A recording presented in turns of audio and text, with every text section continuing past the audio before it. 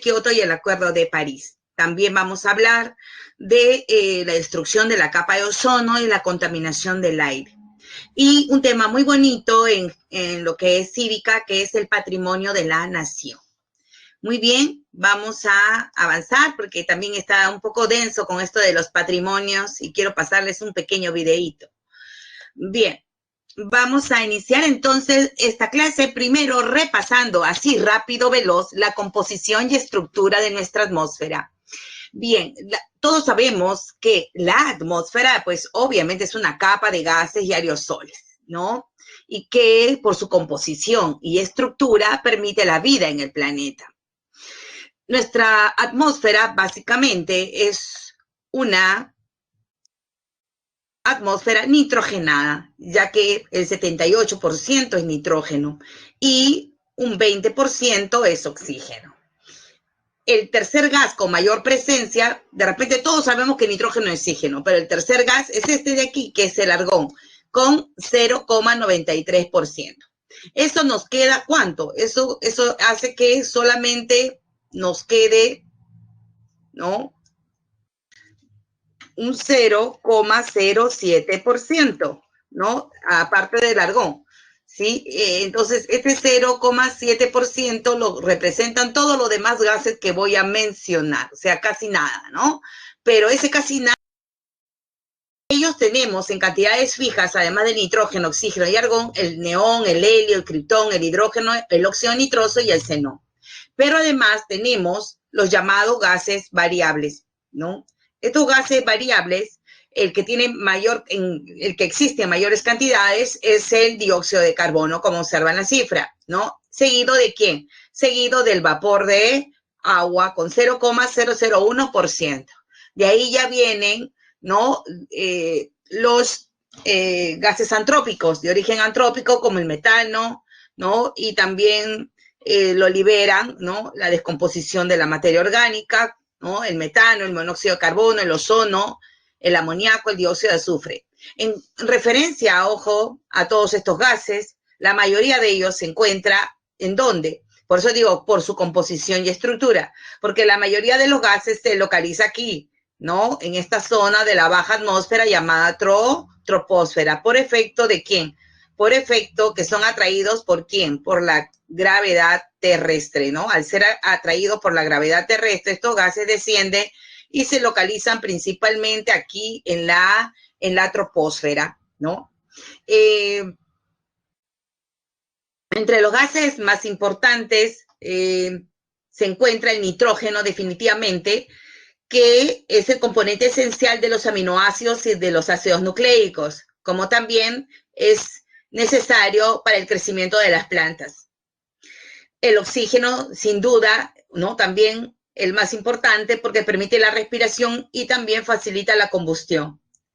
Y el ozono, que no está aquí, en el esquema hay un error, ¿no? Entonces vamos a borrar esto de ozono. ¿Dónde se localiza el ozono? ¿Ya? El ozono se localiza acá abajo en la estratosfera, ¿sí? Aquí. Es un oxígeno triatómico, ¿no? El ozono. El ozono tiene como filtro, actúa como filtro de las radiaciones ultravioletas, ¿no? Y tenemos los que se localizan ya principalmente aquí, ¿no? El 99% del vapor de agua se localiza en la troposfera y también el dióxido de carbono también se localiza aquí junto con el oxígeno, ¿no?, y el nitrógeno.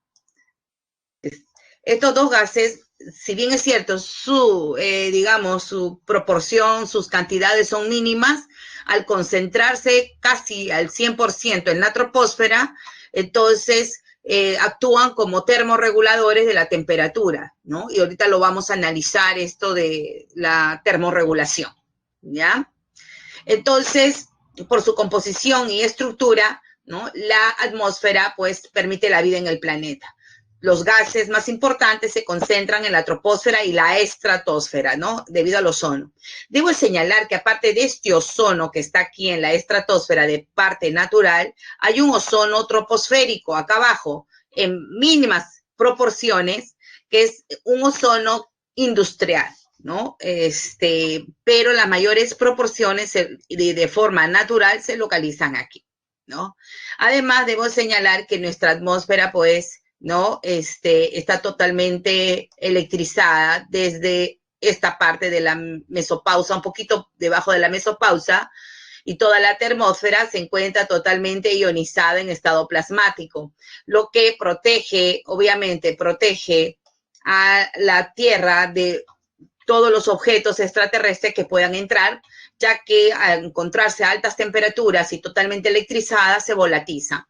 Así es como nosotros podemos ver, ¿no? En el firmamento de Canadá o Noruega, pues las famosas auroras boreales o las llamadas lluvias de estrellas, ¿no? Lluvias de estrellas que no son más que esos objetos que meteoritos que se ingresan en nuestra atmósfera y se volatilizan, ¿no? Y esto es la radiación, ¿no? Solar, que se descompone. Bien, más o menos esa entonces es nuestra estructura y nuestra composición de la atmósfera. La atmósfera cumple una función principal, que es la de termorregulación. Esta termorregulación que vamos a analizar es la que permite la vida en el planeta, ¿no? Y aparte de la respiración. ¿Por qué? Porque la temperatura promedio de la Tierra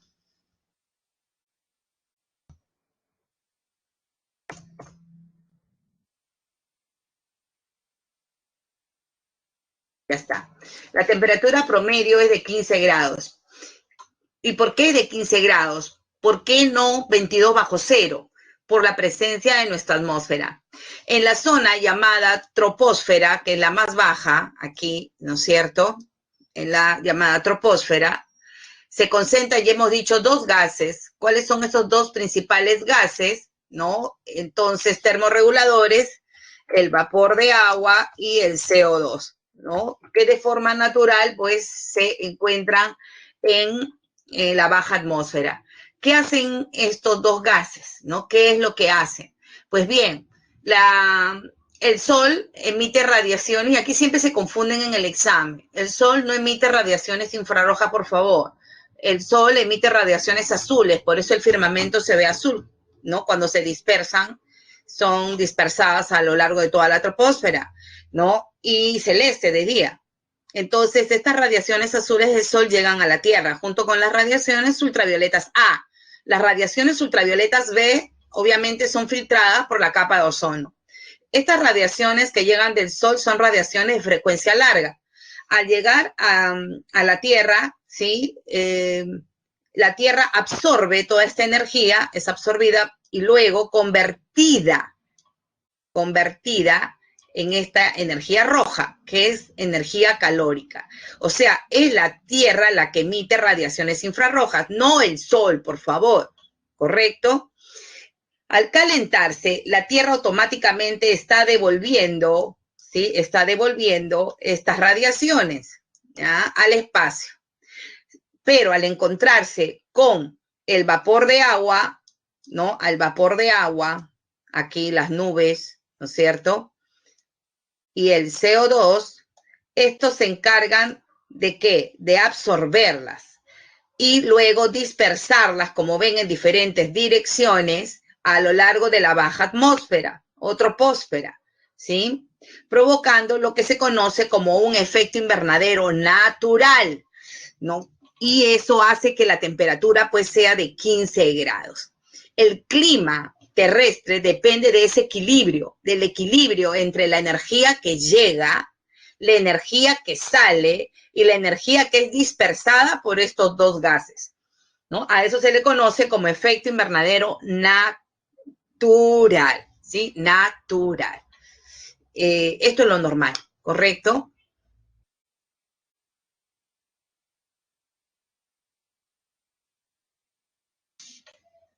Pero ¿qué está pasando?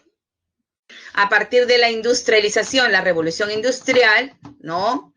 Y el, llamemos, incremento de la población mundial, se ha venido, digamos, generando un gran problema mundial. Y este gran problema mundial es el cambio climático. Pero cambio climático más o menos se habla a partir de la década del 90, pero en la década del 80 solo se hablaba de calentamiento global, porque fue la primera manifestación, ¿no? El primer problema que surge es el calentamiento global, y se dieron cuenta que la temperatura promedio de la Tierra se había elevado ligeramente. Entonces los científicos comenzaron a buscar la causa, ¿no? Las causas de este calentamiento global.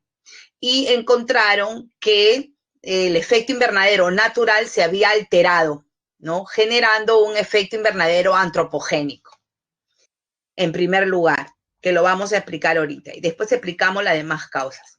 Entonces les decía que en la década del 80 los científicos notan que la temperatura se había incrementado ligeramente. Al buscar las causas, encontraron una primera causa, que es el efecto invernadero antrópico.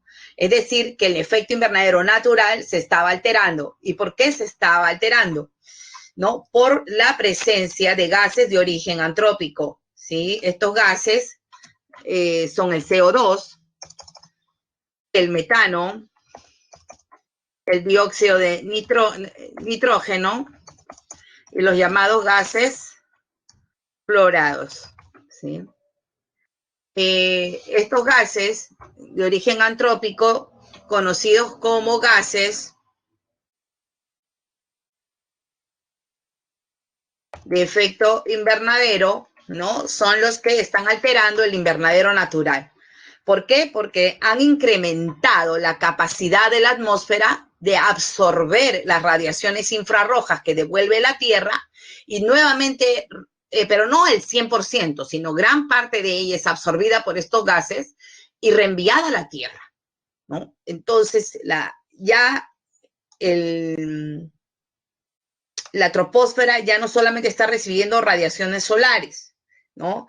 Y ya no solo está recibiendo radiaciones del vapor de agua y CO2 natural, ¿correcto? Acuérdense que el efecto invernadero natural lo hace o lo realiza el vapor de agua y el CO2 natural, sino que a esto también se incrementa, ¿no? Retorno de radiaciones infrarrojas producto de la presencia de estos gases de origen antrópico, que están, como ven, retornando, ¿no? A la Tierra. ¿Qué pasa cuando estos gases regresan parte de esa energía a la Tierra? La Tierra se calienta y gana más calor. Al ganar más calor, la Tierra no se queda atrás, busca el equilibrio y nuevamente reenvía esos gases al espacio, ¿no? Al enviar estos gases al espacio, parte logra salir, pero parte nuevamente es entonces reenviado parte a la Tierra, más calor, ¿se dan cuenta? Y así, entonces la Tierra se está demorando, escuchen bien, no es que se está quedando la radiación, sino se está demorando en devolver toda esa radiación que transformó en calórica al espacio. ¿Ya? Y esa demora es lo que está provocando que la Tierra se esté calentando más, ¿ya? No es que se esté quedando toda esa radiación desde aquí, ¿no es cierto? Desde aquí. No, no se está quedando. Está saliendo, pero en otras palabras, está saliendo más lento, correcto, más lento, debido a que gran parte es de vuelta. Entonces, la consecuencia del efecto invernadero, pues obviamente es el calentamiento global. ¿Y yo por qué digo la industrialización? Porque el CO2, o sea, el dióxido de carbono, el metano y el óxido nitroso provienen de la quema de combustibles fósiles, entre otros, ¿cómo se llama? Entre otras actividades. Pero la quema de combustibles fósiles, ¿no? Libera los tres gases de efecto invernadero que más influyen en el problema, ¿correcto? Segundo, ¿no? Hemos señalado, además del efecto invernadero, hemos señalado que es la deforestación, y ahora sí regreso, la deforestación, la segunda causa. ¿Y por qué la deforestación?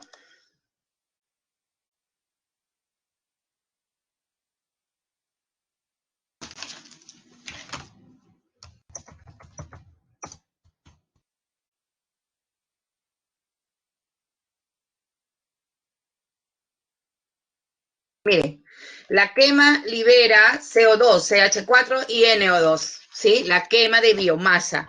Lamentablemente, qué bueno fuera que solo talaran, ¿no? Una forma muy agresiva de reducir las hectáreas de bosque para transformarlo por áreas agrícolas o áreas de hábitat es la quema, ¿no? Y entonces arrasa, ¿no? Zonas incendios focalizados, y al quemar nuestros árboles se libera pues grandes toneladas de CO2, metano y óxido nitroso.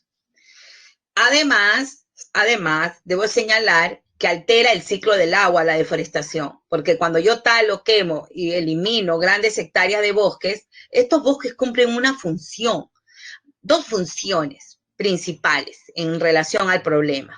Uno es que atrapa el carbono, o sea, los bosques son sumideros de carbono.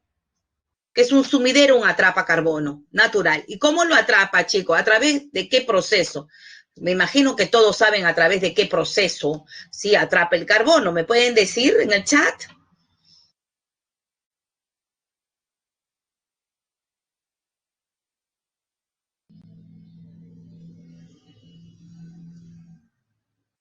Muy bien, ¿no? Entonces, tenemos pues la fotosíntesis. Claro, ya está, hay algunos más detalles, dice fase oscura, ya eso ni sé yo qué cosa es Calvin Benson, ¿no?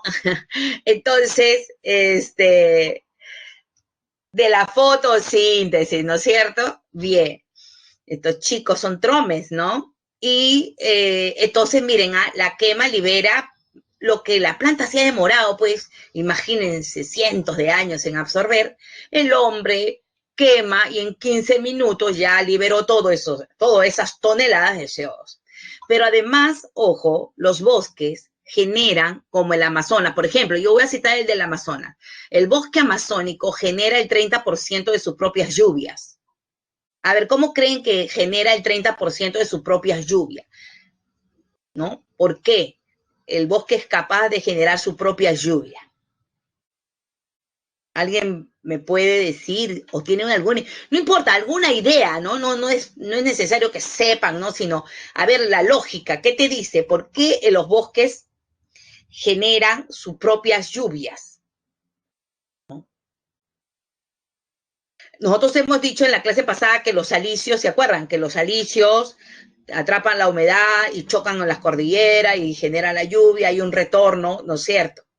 Pero los bosques atrapan parte de esa humedad que comienza, o sea, ese vapor de agua que asciende de los mares, océanos, pero también de los ríos amazónicos en este caso.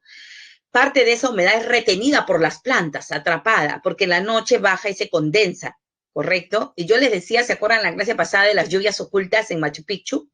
¿No? Entonces, la ceja de selva y toda la selva alta y selva baja atrapa esa humedad y genera sus propias lluvias, aparte de las lluvias que trae los alisios. Entonces, el ciclo del agua se está alterando y al perderse gran parte de ese vapor de agua, lo correcto, debido a la ausencia de árboles, entonces se incrementan las sequías, ¿no? Y hay menos pluviosidad, alterándose pues el ciclo del agua. Y eso puede provocar presencia de, a ver, si no está húmedo el bosque, ¿qué ocurre? En Pucallpa ayer anoche, anteanoche, no sé si han visto las noticias, ¿no? ¿Qué ha pasado en Pucallpa? Agosto, el mes más seco para la Amazonía es terrible, para Brasil, Bolivia, porque agosto es el mes de qué.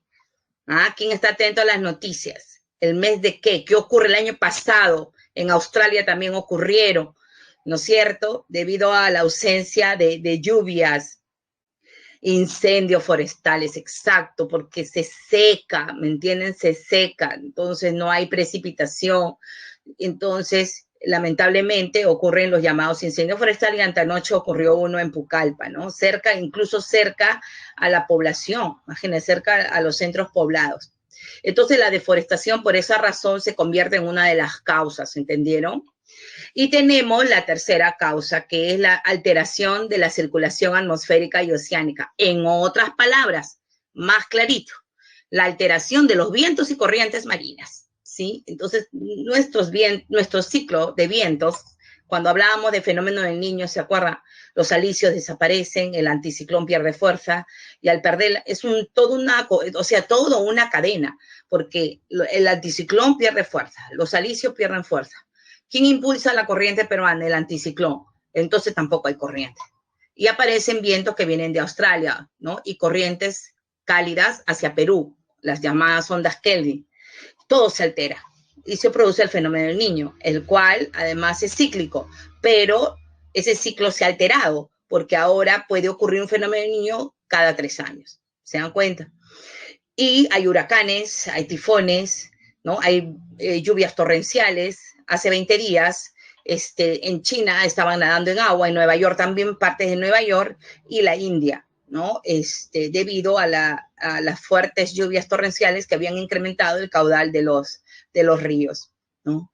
Entonces, y como repito, un gran huracán, ¿no? Agosto, septiembre, agosto ya es digamos, se comienzan a manifestar los huracanes en el Caribe, por ejemplo, ¿no? Y tifones en Japón, ¿no? Ya ha habido uno en Japón, por ejemplo.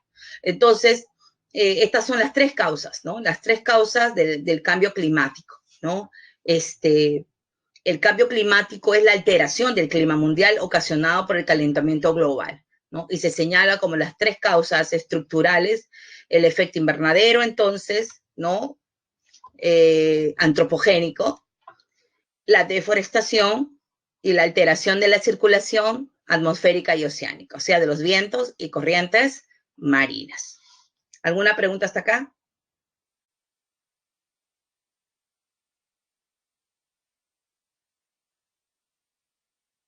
Muy bien, analicemos entonces las consecuencias. Inicialmente yo les decía, ¿no?, que el problema era el derretimiento del calentamiento global. En la década del 80 no se hablaba de cambio climático. Ese término, repito, es de la década del 90. ¿Por qué? Porque el primer problema, los 3 primeros problemas que se van a evidenciar no estaban en la atmósfera, sino ¿dónde estaba el problema? El primer problema se manifiesta en la hidrosfera, el derretimiento de los casquetes polares, para ser específicos, en la criósfera, o sea, la parte de la hidrosfera en estado sólido, ¿no? El derretimiento de los casquetes polares, miren aquí, ¿no? Y tenemos esto, miren, qué triste, es una tristeza ver estas imágenes, ¿no? 40, se dan cuenta, 82, 96, y cada vez más acelerado el retroceso de los glaciares. Esto es de Bolivia, ¿no? En Chacaltaya, que ya no existe. Miren, ya en el 2008, ya estamos en 2020, definitivamente ha desaparecido, ¿no? Ya no tiene permafrost, ¿no? Se puede ver algunas líneas de nieve que cae, ¿no?, en temporadas de precipitaciones, pero ya el glaciar no tiene hielo permafrost, ¿no? Ha desaparecido, se ha extinguido, ¿no? Esto, pues, como repito, el primer problema se evidenció en la hidrosfera, ¿no? Y luego también la elevación del nivel de los océanos. Por eso es que primero se hablaba de calentamiento global, pero después ya, ¿no?, al alterarse el ciclo del agua, entonces se comienza, pues, a manifestar ya el problema en la atmósfera. Y cuando ya el problema pasa a la atmósfera, entonces ahí es donde los científicos señalan, hemos llegado a un cambio climático, ¿no? Entonces miren esa tormenta intensa eléctrica, ¿no?, que puede ocasionar incendios también, esas descargas que llegan a la tierra, ¿no? Terrible, ¿no? Y esas tormentas huracanadas, ¿no?, tornados, willy-willys, etcétera, ocurren bastante en los mares tropicales, ¿no? Nuestro mar es frío, ¿no? Pero, si se acuerdan, en el fenómeno del Niño costero, el último, se formaron esas nubes en forma de trompo encima de la ciudad de Chiclayo. La gente se asustó mucho, creía que era el fin del mundo, ¿no? Nunca habían visto ese tipo de nubes, cúmulos nimbo, ¿no?, que anuncian, pues, lluvias torrenciales. Además, ya de lluvias torrenciales, pues sequías, ¿no? Y las sequías ha traído, pues, una desertificación. El continente más afectado es África, sin duda, ¿no?, por el avance del Sahara y la desertificación de la sabana. Pero aquí también, en Perú, tenemos que el 30%, el Perú ha perdido el 6% de los suelos productivos y en proceso de desertificación, escuchen bien, y en proceso de desertificación se encuentra el 30% de los suelos del Perú. ¿Producto de qué? Entre otros factores, el cambio climático. La tropicalización del clima está provocando la propagación de enfermedades. Zika, chikungunya, ¿no? Dengue, malarias, ébolas, COVID, ¿no? Etcétera, ¿no? Y está, pues, propagando enfermedades, pues, por todo el mundo, entre otras consecuencias. La Organización Mundial de la Salud señala que el Perú es el tercer país más afectado con el cambio climático, ¿sabía? De acuerdo dependiendo de los estudios, ¿no? Algunos señalan 40%, otros dicen no, 22%. Lo cierto es que, ¿no? La superficie de los glaciares, ¿no? Han ido retrocediendo cada vez más, ¿no? Y el Perú ha perdido, pues, para algunos 40%, otros 22% de la superficie de los glaciares en los últimos 30 años. El INAYEM, que es el organismo que estudia los glaciares, investiga, señala que entre el 2020, que estamos hoy, ojo, y entre el 2030, los glaciares por debajo de los 5.000 metros sobre el nivel del mar habrán desaparecido totalmente, ¿no? El ANA, ¿qué es el ANA? La Autoridad Nacional del Agua señala que, miren acá, lean, la pérdida de agua asciende a 7.000 millones de metros cúbicos, ¿sí? Esto equivale a líquido que utiliza Lima en 10 años. Y que en 40 años, esto lo publicó en el año 2017 el ANA, en 40 años el Perú tendría solo el 60% de agua que tiene hoy. ¿Se dan cuenta? Vamos a comenzar entonces, el mayor problema, el mayor efecto del cambio climático va a ser en el recurso hídrico, definitivamente, ¿no? En el recurso hídrico.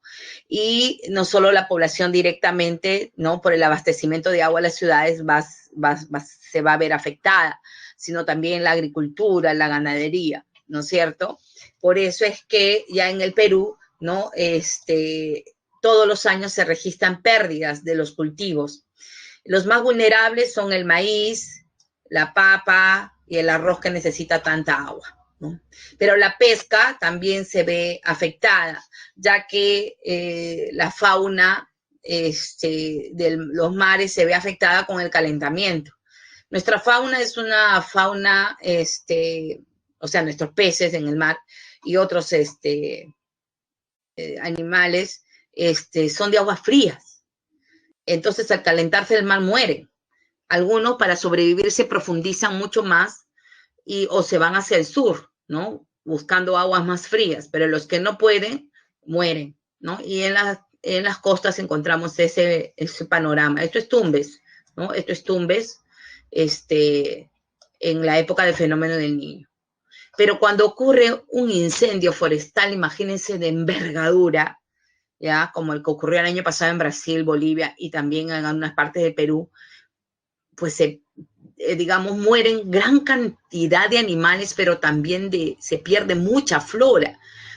Todos los años se extinguen, dice, animales y plantas que ni siquiera el hombre ha podido conocer y estudiar, ¿no? Debido a los grandes incendios forestales, ¿no?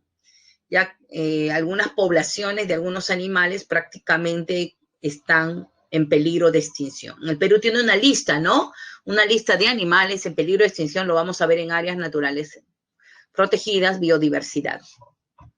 Bueno, y también tenemos, sin duda, y ya lo hemos visto en la clase pasada, el incremento de los desastres de origen climático, huaicos, ¿no? Avalanchas, deslizamientos, heladas, nevadas, friajes, ¿no? Inundaciones, que ocurren tanto en el flanco occidental como en el flanco oriental. Y en los últimos años, la enfermedad que ha causado, bueno, aparte del COVID, la que causa todos los años muertes, ¿no? Y miles de enfermos es el dengue, ¿no? el dengue era una enfermedad de la selva nada más. Pero hoy, imagínense, en el año 2019 ustedes ven el mapa del dengue de las 25 regiones, 21 registraron dengue. Imagínense, ¿no? 21 regiones registraron casos de dengue, ¿no? Ya el dengue se ha venido hasta para la costa, ¿no? Debido a la tropicalización, pues, del clima. La sensación de frío ha disminuido. De repente ustedes sienten frío, pero yo no. Y ustedes dirán, ¿por qué no, profesora? ¿Por qué? Porque yo cuando tenía la edad de ustedes estaba acostumbrada a temperaturas más bajas. Usábamos abrigos, chalinas, gorros, botas, ¿no? Yo me acuerdo mucho de la feria del hogar, ¿no? Para fiestas patrias, ¿no? Y venían los cantantes, pero hacía un frío igualito, con el frío nos íbamos, pero nos íbamos bien abrigadas. Y en estas fechas de agosto, ¿no? De la primera quincena de agosto era la época más fría, ¿sí? Pero nada, ¿no? Sales, al menos en mi distrito, todos los días sale sol en las tardes, ¿no? A partir de la 1. Entonces, eso es un indicativo que la temperatura ligeramente ha subido en promedio en Lima, ¿sí? Y en general en todo el territorio nacional. Muy bien, ¿alguna pregunta hasta aquí?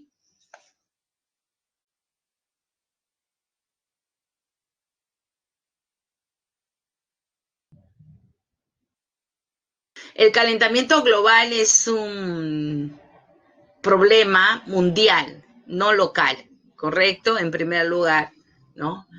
Y hay ciclos, ¿no? Hay ciclos a nivel terrestre, ¿no? De glaciación y de deglaciación, que es ya otra situación, pero esos son naturales. Aquí estamos hablando de un problema de origen, ¿qué? De origen antropogénico, o sea, que lo ha generado el hombre.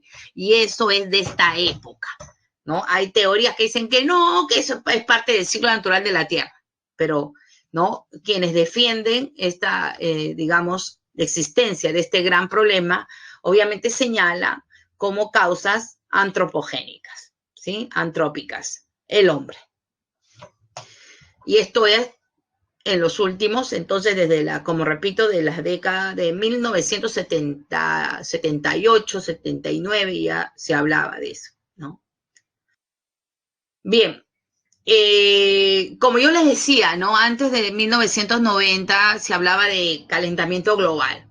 Sin embargo, ya entonces a fines de la década del 80 ya se señalaba, científicos, ya no es solamente calentamiento global, ya es un problema de mayor envergadura. Ahora ya es un cambio climático, porque la hidrosfera ya no era la única afectada, sino también la atmósfera.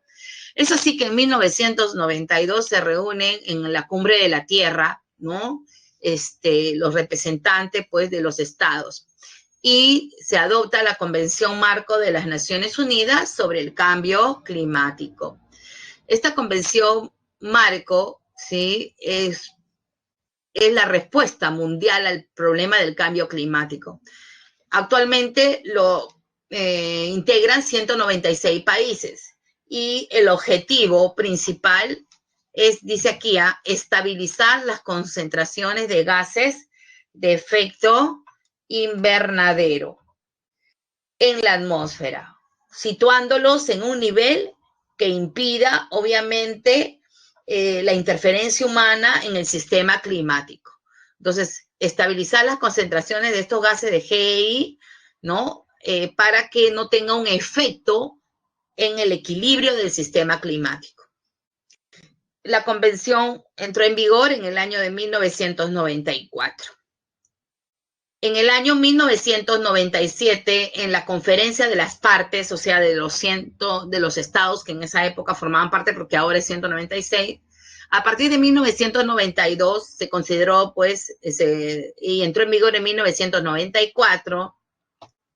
A partir de 1995 se llevan a cabo las llamadas COP, que es la conferencia de las partes, 95, 96, 97. En la tercera conferencia es que se decide adoptar un acuerdo específicamente para combatir ya el problema con términos específicos, objetivos específicos y mecanismos específicos. Este protocolo es conocido como el protocolo de Kioto, ¿no? Se suscribió en 1997, pero entró en vigor, ¿no? Entró en vigor, se observa, recién en el año 2005. ¿Por qué se demoró tanto? Se demoró tanto porque para que entrara en vigencia Kioto se necesitaba que 55 países que llegaran a una representación del 55% de las emisiones ratifiquen el documento. Por eso se demoró mucho. China y Estados Unidos jamás lo firmaron, ¿no? Sin embargo, la Comunidad Europea ingresa y con eso se llega pues a los 55 países que acumulaban el 55% de las emisiones.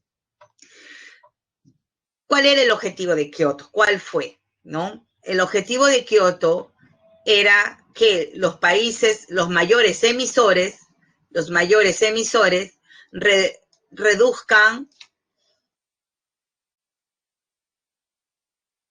en un 5% de las emisiones, ¿no? Pero esto no era para todos los países del mundo, sino solamente para los mayores, obviamente, digamos, emisores de gases de efecto invernadero. Es más, para la Comunidad Europea se estimó 8%, ¿sí? Digamos, entre qué años se debía de cumplir con este objetivo, ¿no? Entonces, el periodo era 2008-2012, ¿sí? Entre esos años debía de reducirse un 5% de las emisiones, pero no considerando el año 2008, miren, sino teniendo en cuenta los niveles de CO2 del año de 1990. ¿No? Algo difícil, ¿no? Algo difícil. Pues bien, pasan los años, ¿no? Pasan los años y se ve que no había frutos, no había frutos. Entonces, es en el marco de la COP, si no me equivoco, 12, la 12, sí, la COP 18 no, la 12, en la que se crean ya el concepto de sumidero de carbono. Yo he hablado de sumidero de carbono, ¿no? Entonces, se establece como, digamos, mecanismo o herramienta para combatir el cambio climático, ¿sí? La creación de sumideros y reservorios de carbono en los países, ¿no? Para atrapar el carbono, ya sea de forma natural, o sea, a través de reservorios, de forma artificial, ¿no? Es un mecanismo importante. Y el otro eran los bonos de carbono, ¿no? Entonces se incorporaron, ¿no? Como herramientas y mecanismos, estrategias para combatir el cambio climático. Llega el año 2012 y Kioto debía reemplazarse por otro acuerdo. La COP18 significó pues un fracaso, porque ni siquiera un borrador se hizo, ¿no? Y lo único que se logró es extender la vigencia de Kioto hasta este año, hasta el año 2020. Si bien es cierto, aquí no aparece, en el año 2014 se lograron avances significativos. ¿Por qué? Y ocurrió aquí en Lima, ¿no? El trabajo de Fulgar Vidal, en ese entonces el ministro del Ambiente, y el esfuerzo que pusieron todas las partes, se logró elaborar el borrador íntegro del Acuerdo de París, ¿no? Claro, no se suscribe el acuerdo, sino se llamaría Acuerdo de Lima, ¿no? Pero sí se elaboró todo el borrador del nuevo acuerdo. Al año siguiente ya se suscribe, pues, ese borrador se convierte en una realidad y se suscribe el Acuerdo de París, que es el nuevo acuerdo vigente o protocolo vigente del cambio climático. ¿Correcto? Ese es entonces, el Acuerdo de París suscrito, ¿no? Y aquí la novedad es que el objetivo ya no es reducir el 5%. El objetivo se señala claramente relacionado con la temperatura, ¿no? El Acuerdo de París señala que el objetivo o meta final, la meta, se establece como meta en realidad y no objetivo, mantener el incremento de la temperatura muy por debajo de los 2 grados centígrados. ¿Por qué? Porque los científicos señalan que esos 2 grados es el umbral, el límite. Si la temperatura llega a 2 grados, toda la troposfera se va a desestabilizar y la alteración de los circuitos hídricos atmosféricos será mucho peor, ¿no? Imagínense, pues, huracanes en Lima, ¿no? Por la tropicalización de nuestro mar, ¿sí? Cambiaría todo el clima de Lima, ¿no? Ya no sería, pues, subtropical, ¿no? Sino entraríamos a una tropicalidad. Entonces, por eso es que se señala que la meta es mantener el incremento de la temperatura por debajo de los 2 grados. Pero además París se traza también otro objetivo, digamos, más exigente. ¿Y cuál es ese más exigente? Realizar los esfuerzos para evitar que la temperatura se incremente, ¿cuánto? 1,5. ¿Sí? Esto. ¿Ya? Acá no está los 20, los 2 grados, pero entonces prácticamente son dos objetivos, ¿no? Uno, impedir como sea que no llegue a los 2 y hacer los esfuerzos para que se mantenga por debajo de 1,5. ¿Me entiende? Para eso, París obviamente define también igual lo que son sumideros de carbono, bonos de carbono, pero hay algo más importante que Kioto. Y es que ahora las responsabilidades es de todos los países, ya no solo de los principales emisores, sino todos los países tienen que elaborar su plan de mitigación, ¿no? Contra el cambio climático. En el caso del Perú, por ejemplo, que fue uno de los primeros en presentar su plan de mitigación, el Perú, miren, escuchen, el Perú aporta 138 millones de toneladas de CO2 todos los años. ¿Correcto? Entonces, ¿cómo reducir esos 138 millones de toneladas cada año? El Perú tiene que identificar dónde es su mayor aporte, ¿no? Y cuando vemos el estudio que hace el Ministerio del Ambiente, señala que el 40% de esas emisiones, ¿saben de dónde? ¿De dónde creen ustedes qué actividad en el Perú es la que genera más CO2? ¿Cuál creen ustedes que es la actividad que genera más CO2 en el Perú? ¿Qué actividad humana?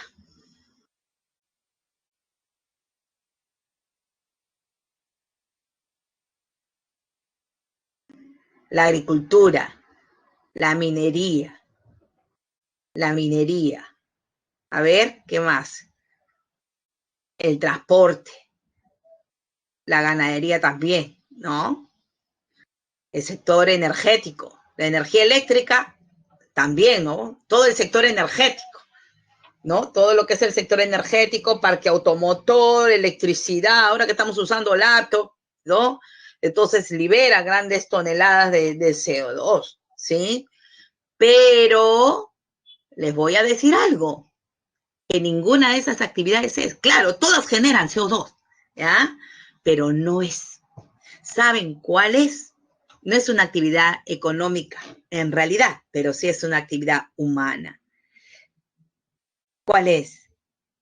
La tala, roza y quema de los bosques, la deforestación. El Perú aporta en CO2 el 40% del CO2 que emite el Perú, miren, el 40% del CO2 que emite el Perú proviene de la deforestación. ¿Sí o no es un problema? Y no solamente es un problema por la pérdida de biodiversidad, extinción de especies, sino porque es la deforestación la que aporta más toneladas de CO2 a nivel del Perú. El 28% ya viene del sector energético que ustedes me han definido, ¿no? Como el parque automotor, la industria, el sistema eléctrico. El sector agropecuario aporta el 19,5%, ¿no? De toneladas, y los desechos, o sea, la basura, acuérdense, el 7,6%. Pero es la deforestación. Y seguro nadie por aquí nos imaginábamos que era la deforestación, ¿no? Por eso es que el plan de mitigación está relacionado con eso, ¿no? Ya vamos a hablar de la deforestación en otras clases, ¿no? Muy bien. Con eso hemos terminado ya lo que es cambio climático y vamos a pasar ahora a la destrucción de la capa de ozono. La capa de ozono, yo les decía, se localiza aquí en la estratosfera. El ozono es un oxígeno triatómico que actúa como filtro de las radiaciones ultravioletas B. Sin embargo, en los últimos años, ¿no? Está dejando pasar algunas, digamos, partículas de radiaciones ultravioletas B. ¿Por qué? Porque nuestra capa de ozono está siendo afectada, ¿no? Por gases sintéticos generados en la industria química llamados CFC. Bueno, específicamente el cloro, ¿no? Sucede que estos CFC al ascender, porque todo gas tiende a ascender, ¿sí? Y llega acá, los CFC se encuentran con el ozono y se encuentran con las radiaciones ultravioletas y sufren una reacción, ¿correcto? Al sufrir una reacción, se descompone, la sociedad se rompe. Y entonces el cloro por su lado, el flúor por su lado, ¿no es cierto? Y el carbono por su lado. Al ser liberado este cloro, una de cloro, para que entiendan ustedes, destruye 100.000 de ozono. Pero además se queda ahí en la capa de ozono, ahí en la estratosfera, se queda aproximadamente entre 50 y 100 años, ¿no? Para seguir su ascenso, porque sigue su ascenso, pero antes de salir de la capa de ozono, el cloro se queda aquí entre 50 y 100 años, destruyendo como un Pac-Man que se come, ¿no? Se come un montón de ozono, ¿sí? Terrible, ¿no?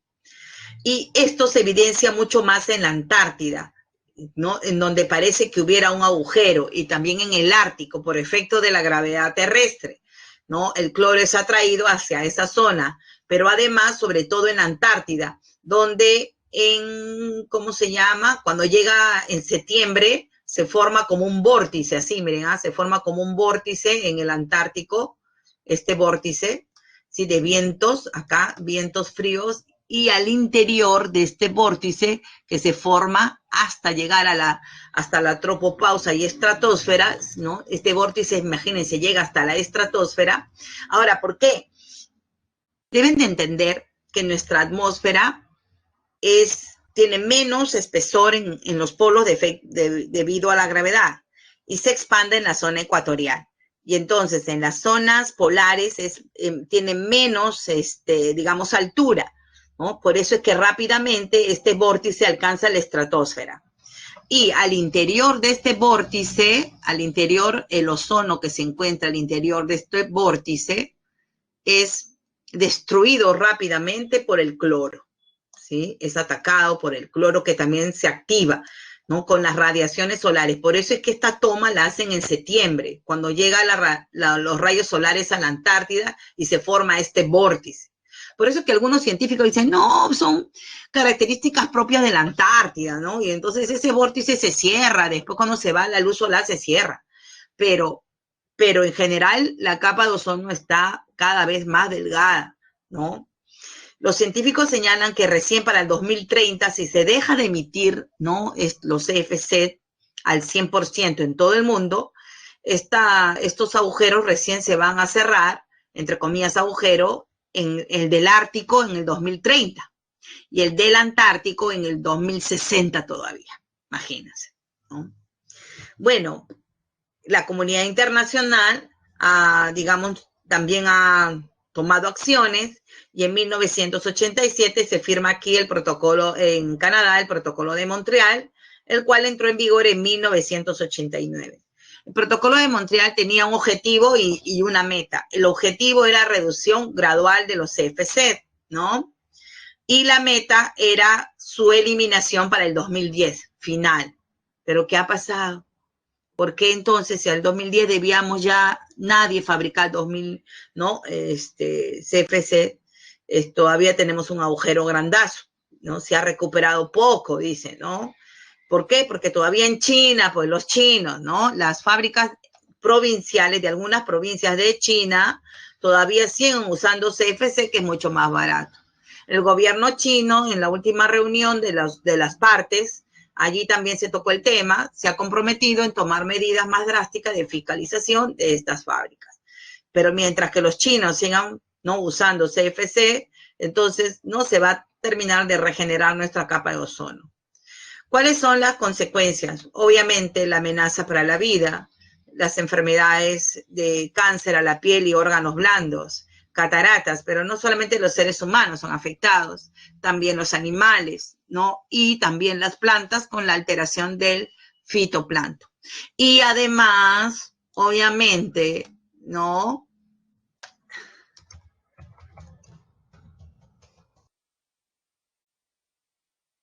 Aporta también al calentamiento global, ¿no? Porque como repito, estas radiaciones ya están logrando pasar en mínimas proporciones a la Tierra y están ocasionando calentamiento global y también, obviamente, pues enfermedades, ¿no?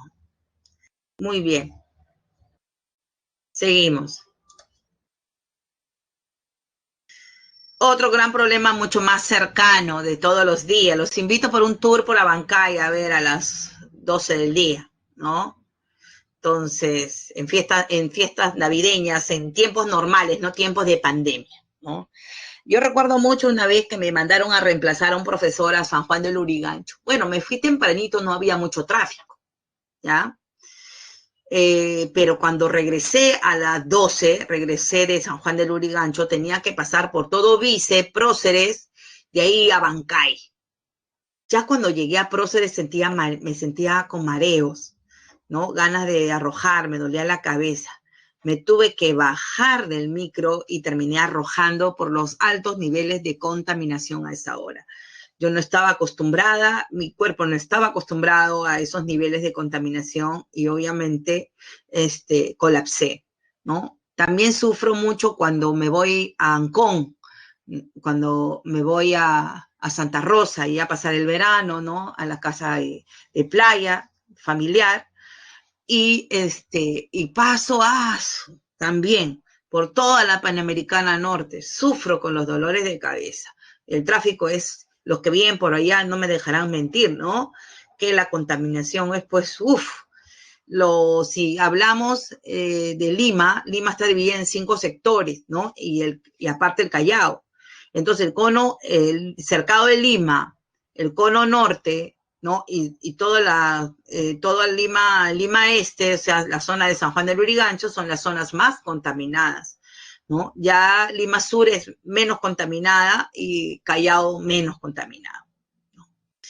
¿De dónde proviene la mayor contaminación, digamos, en las ciudades del Perú? La mayor contaminación proviene del parque automotor, como ustedes observan ahí, ¿no? Pero también la industria y los desechos urbanos. Pero no solo hay contaminación en sitios abiertos, también hay contaminación dentro de la casa. Y ustedes no me dejarán mentir, ¿no? De repente por ahí hay hermanas o papá o mamá fumadores, ¿no? A ellos hay que mandarlos a la azotea que fumen, o afuera, pero no dentro de la casa, porque recuerden que el fumador pasivo lleva la peor parte. El consumo de cigarro es causante de 54 enfermedades. Pero también la rica parrillada, ¿no es cierto? La cocina y hasta el polvo, ¿no? De cuando barremos, los desinfectantes. De repente ustedes han estado escuchando clases, por ejemplo, esta semana, y han sentido un olor fuerte del desinfectante que echa la mamá ahora que estamos con esto de la pandemia, ¿no? Y les ha comenzado a doler la cabeza, ¿no? Porque esos químicos ingresan al aire y ocasiona, pues, dolores de cabeza. El alcohol, ¿no es cierto?, que se echa la lejía y todo eso, son también contaminantes. ¿Qué se está haciendo en el Perú para combatir la contaminación del aire? Miren, es triste, porque en el año 2014, la Organización Mundial de la Salud declaró a Lima como la ciudad más contaminada de América Latina. ¿Pueden creer? ¿Y por qué? ¿Qué pasó?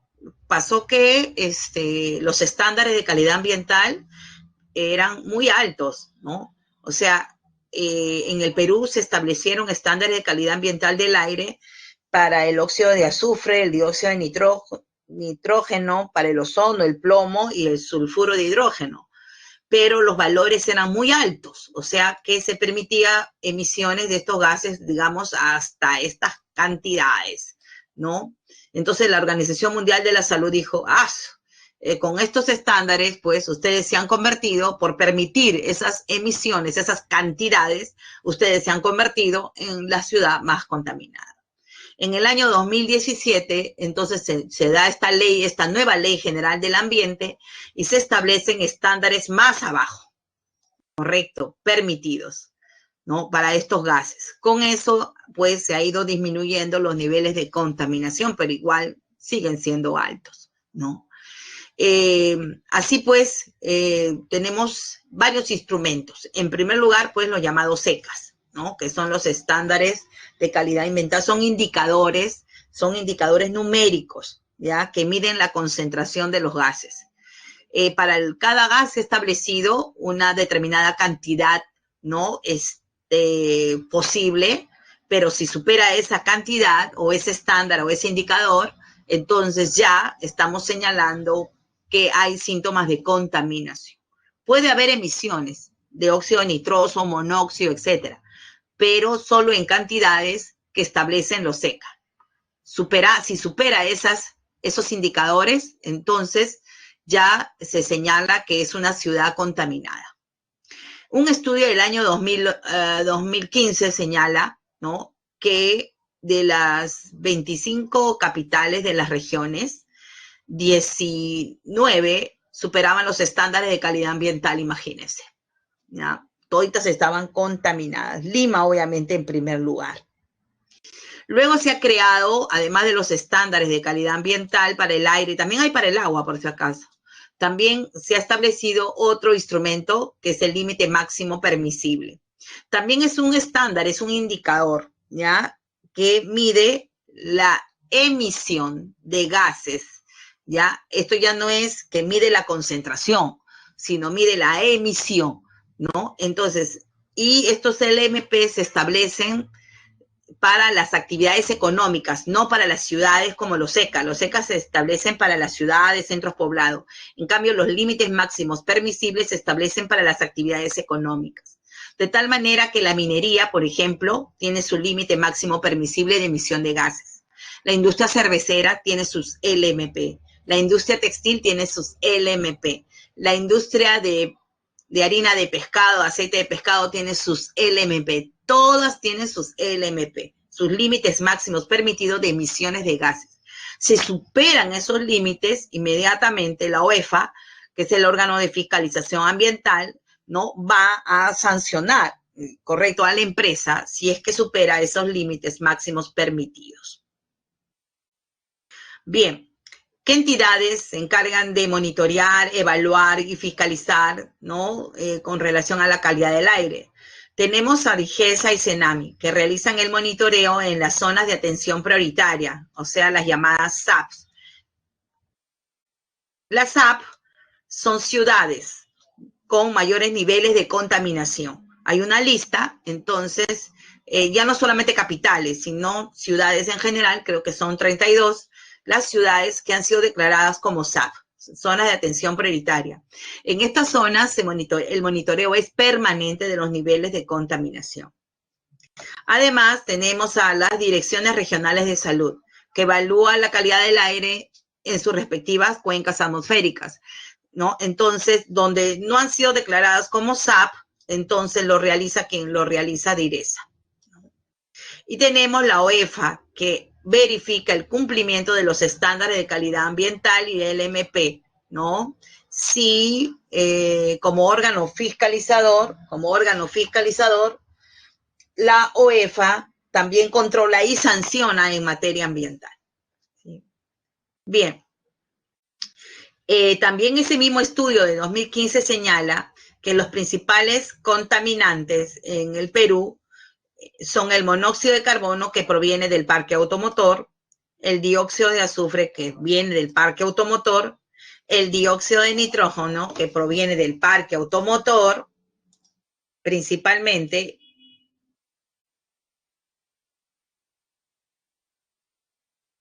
el dióxido de carbono, que también proviene del parque automotor y de otras actividades económicas, y tenemos el ozono, que proviene de la industria química, ¿no? Entre otros gases, ¿no?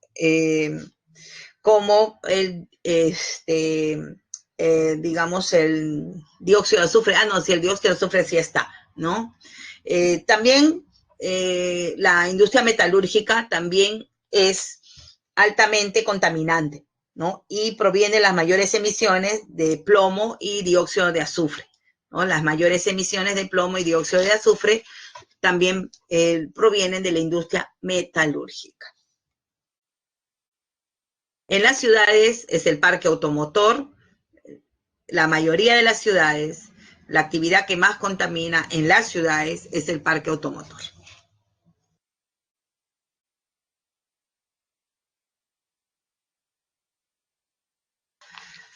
Muy bien, para terminar ya la clase de geografía, ¿quién es el ente rector para evaluar toda esta problemática de la contaminación del aire, pero también de la conservación y uso sostenible de los recursos naturales? Es el Ministerio del Ambiente. El Ministerio del Ambiente, pues, es el órgano, es el organismo del Poder Ejecutivo, que es el órgano rector, ¿ya?, del sector ambiental nacional, ¿no? El objetivo del Ministerio del Ambiente es promover la conservación y uso sostenible de los recursos naturales, agua, aire, flora, fauna. No solamente flora y fauna, sino agua, aire también, ¿no? Su calidad, la calidad del agua, la calidad del aire y la diversidad biológica, todos los ecosistemas, flora y fauna, ¿no? Los cuales, pues, son protegidos a través de las áreas naturales protegidas. Para lo cual el Ministerio del Ambiente cuenta con organismos adscritos, como el CENAMI, que no solamente evalúa el tiempo, sino que ya hemos visto que también evalúa la calidad del aire en la SAP, ¿no? El Instituto de Investigación de la Amazonía Peruana, ¿no?, que realiza investigaciones para el desarrollo y uso sostenible de la diversidad biológica. El IGP, que nos está avisando de los sismos, pero también de la geodinámica externa, como huaicos, aluviones e inundaciones. El Servicio Nacional de Áreas Naturales Protegidas, ¿no?, que establece los criterios técnicos y administrativos para la gestión de estas áreas naturales. La OEFA, que ya hemos dicho que es el órgano de fiscalización ambiental y tiene la facultad de sancionar a las empresas, ¿no?, y que contaminan con sus emisiones. El SENACE, que es el que aprueba los estudios de impacto ambiental. Ninguna empresa puede operar si es que no ha sido aprobado su estudio de impacto ambiental por el SENACE. Y tenemos el INAIE, que señala, ¿se acuerdan? Les decía que para el 2050 habremos perdido todos los glaciares por debajo de los 5.000 metros sobre el nivel del mar.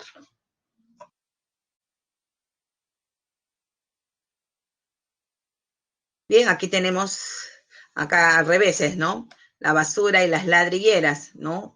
Las ladrilleras es un gran problema, por ejemplo, allá en Moyobamba, ¿no? Ahí hay muchas ladrilleras que contaminan el medio ambiente, ¿no?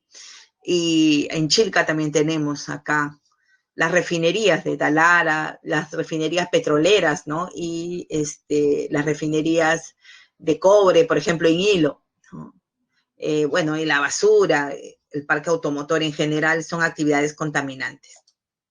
Ahora sí, habiendo terminado, vamos a desarrollar la primera pregunta. ¿Sí? Ahí está.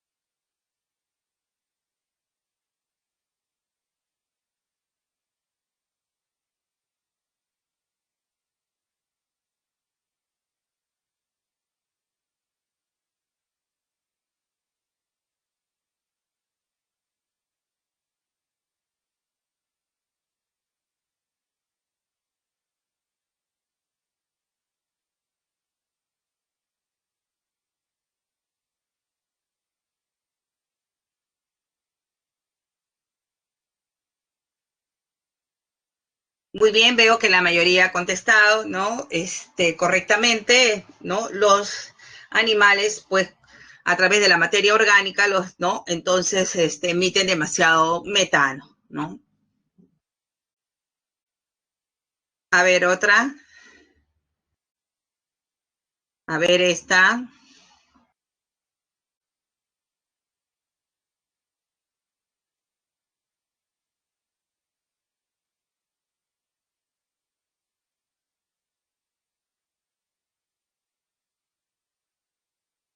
A ver.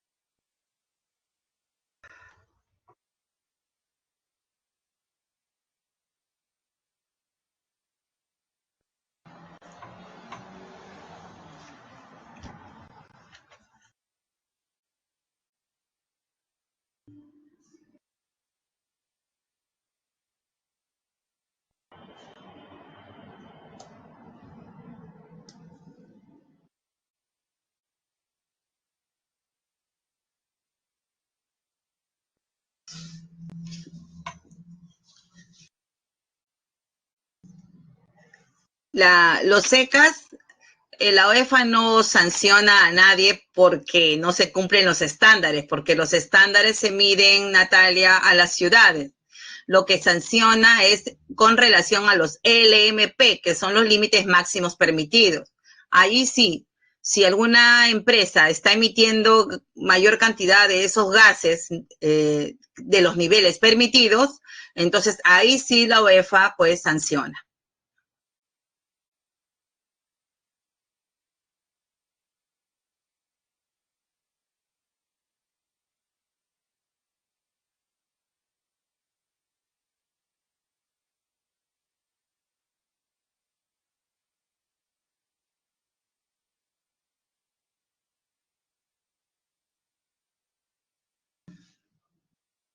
La D 3 y 4, ¿no? ¿No se ve?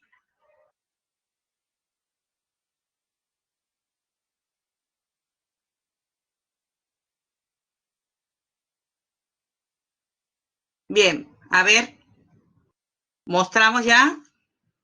La mayoría me ha contestado ya. A ver, veamos qué pasó. Vamos a analizarlo, creo, detenidamente. La otra estaba más fácil, ¿ah? La anterior estaba más fácil.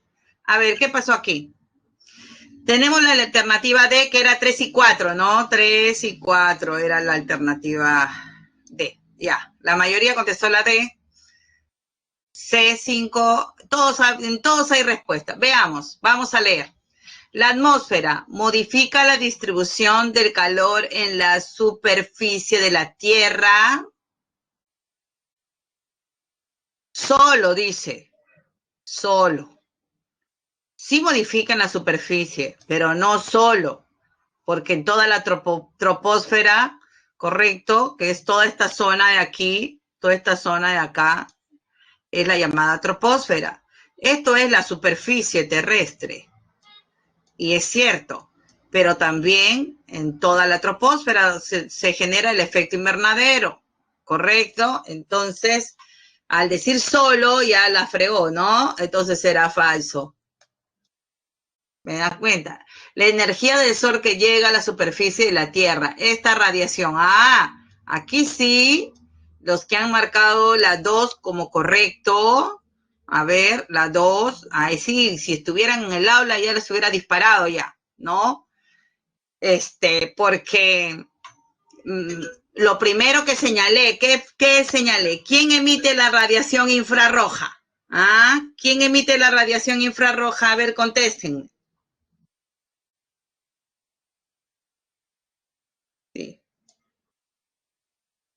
La Tierra, exacto, la Tierra. Entonces ahí sí ya los que me marcaron la Venus estuvieron muy atentos porque señalé justo, ¿no? Que el Sol, que es la Tierra quien emite radiaciones infrarrojas, no el Sol. El Sol son radiaciones. ¿Qué color de radiaciones? ¿Qué radiaciones son las que he señalado yo? ¿Ah? Del Sol, azules, exacto. ¿Qué más? Ultravioletas, ¿me entiende? De frecuencia larga, ¿sí? Ya, entonces esta era recontra falsa. ¿Ah? Los GEI impiden que la energía se escape. A ver, ¿quién? La mayoría me marcó, uy, ay, ay. La mayoría me ha marcado la 3 como verdadera. ¿Yo qué dije? A ver, ¿qué dije? Los mismos que se han equivocado, recuerden qué dije. Que no impide, exacto. ¿Qué era lo que estaba pasando? Es más lento el proceso, se está demorando en devolver, dije, se está demorando, pero la Tierra siempre devuelve, ¿no es cierto? Y este proceso cada vez es más lento, se está demorando y por eso se está calentando. Pero no es que, sí, los gases de efecto invernadero impiden que se escape, ¿no? Y además dice acá que la energía solar, ¿no? Y la energía solar, ¿qué energía es la que impide, retiene? ¿La energía solar? ¿Qué energía es la que infrarroja? ¿Y esa infrarroja qué es? Terrestre, exacto, ¿no es cierto? No es la energía solar, acá falso, ¿me entiende? ¿No? Y en parte, no todo, ¿correcto? Muy bien, o sea que solamente era verdadero ¿cuál? La última, que además se contradice con esta de acá, ¿no es cierto? Por lógica. Porque acá dice solo en la superficie, en cambio dice acá la parte más baja de la atmósfera, que es la troposfera, y la superficie, ¿correcto? Esto es una pregunta recontra deco, ¿no? Entonces hay que leerla así, hay que practicar. Ya les he dicho ya, cómprense sus balotarios de preguntas que venden para que sigan practicando, ¿ya? Muy bien, vamos a entrar a educación cívica, así que las claves. 1B, 2C,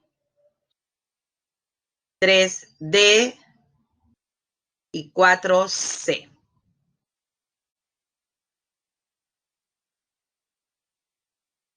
Vamos a entrar. Energía calórica, pues. El cuerpo, nosotros no liberamos calor, chicos. Toda energía calórica.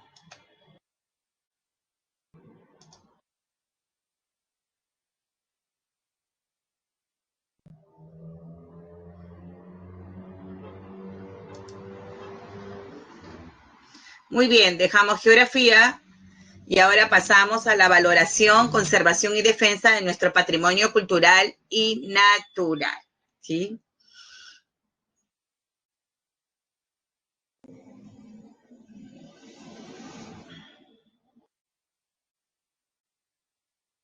Bien. Nuestro patrimonio de la nación, según la Constitución, es patrimonio de la nación todo lo que nuestros padres y antepasados nos han dejado a través de la historia, pero también el territorio peruano con su flora y fauna. No me va a alcanzar. Vamos a borrar de nuevo.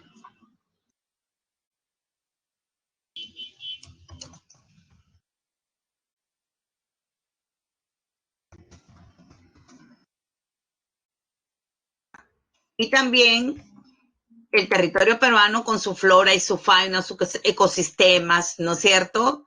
Y entonces se define así, ¿no? Como todos los bienes materiales y inmateriales que nuestros padres y antepasados nos han dejado a lo largo de la historia, también el territorio peruano con toda su flora y su fauna y sus bellezas paisajísticas.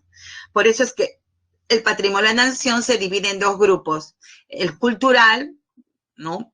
Que proviene de del quehacer humano, y el natural, que proviene del quehacer de la naturaleza. ¿Sí?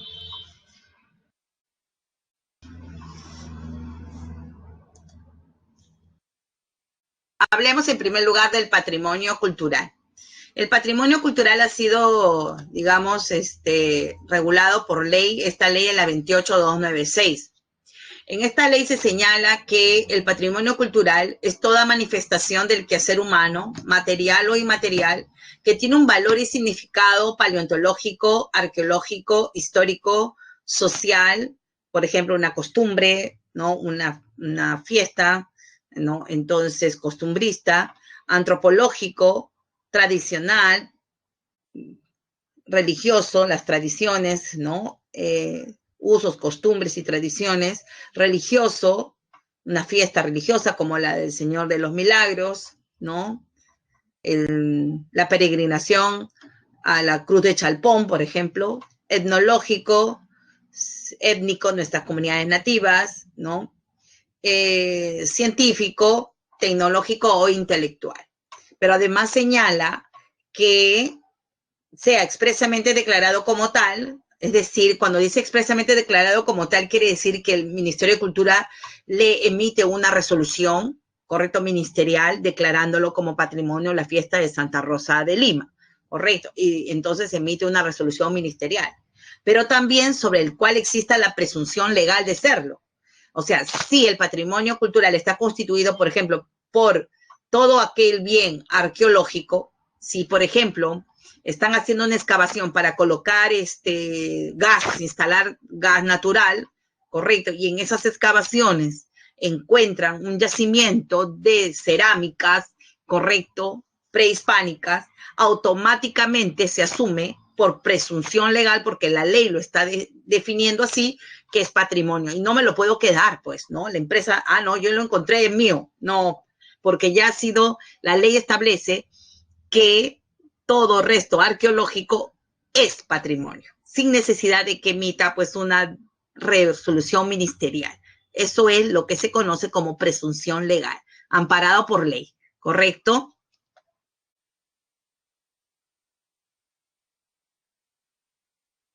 Los huaqueros, ¿no? Se sacaban y se desmantelaban las huacas, se llevaban todo. Bien, según esta ley, además, existen varias categorías de patrimonio cultural. Tenemos el patrimonio material inmueble, que se refiere a los sitios arqueológicos como, bueno, ahí han puesto el templo de la mano cruzada, pero yo puedo señalar Caral, Chan Chan, Cahuachi, la Huaca del Sol y la Luna, ¿no? Ollantaytambo, Pisac, Machu Picchu, ¿me entiende? Entonces, todas las edificaciones, pero también no solamente arqueológica, ¿no? También estamos hablando de edificaciones coloniales, como por ejemplo la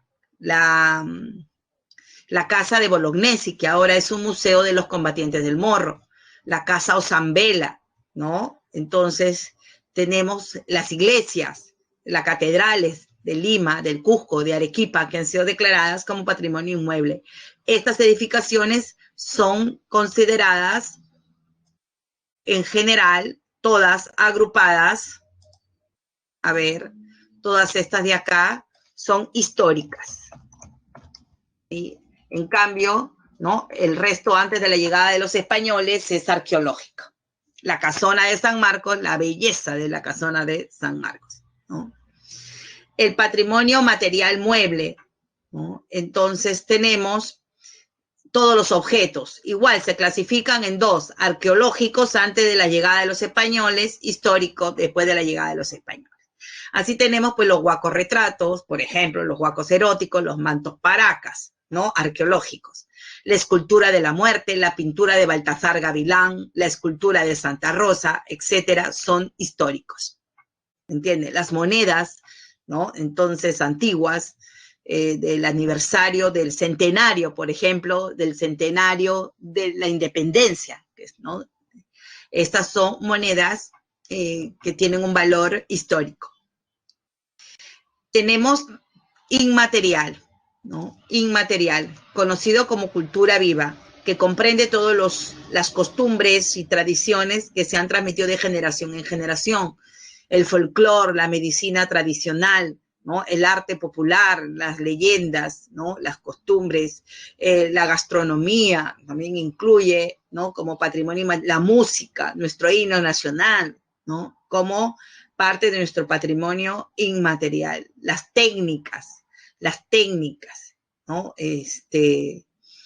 No solamente de construcción, de andenes, ¿no? Mates pirograbados, etcétera, ¿no? Todo eso está considerado como patrimonio inmaterial. Y tenemos el patrimonio documental. Si bien es cierto, dentro del patrimonio material mueble están los documentos, acá no está, pero acá aparecen documentos también, ¿qué diferencia hay entre uno y otro?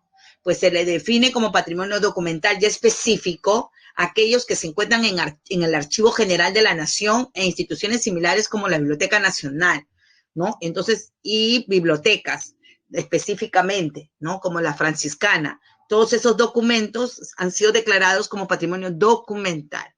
En cambio, si hay documentos dentro de una iglesia que han sido declarados, una iglesia ha sido declarada, por ejemplo, patrimonio material inmueble, todos los objetos que están en interior, incluidos los documentos que pueda haber, son patrimonio material mueble, correcto, pero documental es que están en archivos, ya sea digitalizados o escritos.